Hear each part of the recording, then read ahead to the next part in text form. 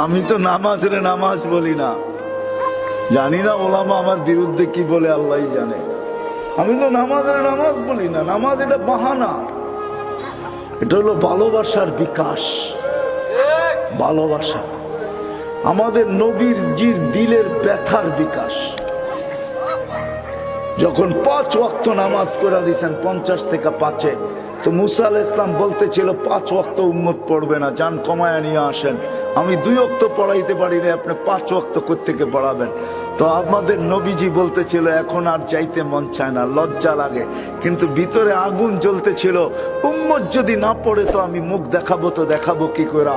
তো আল্লাহ মনে হয় কানে কানে বলছেন, বন্ধু আপনি উম্মতকে এত ভালোবাসেন, আমিও তো ভালোবাসি, চিন্তার কোনো কারণ নাই, আমি ডাইকা ডাইকা পড়ায় নিব, ডাইকা ডাইকা ঘুমের থেকে উঠায়া হলেও পড়ায় নিব।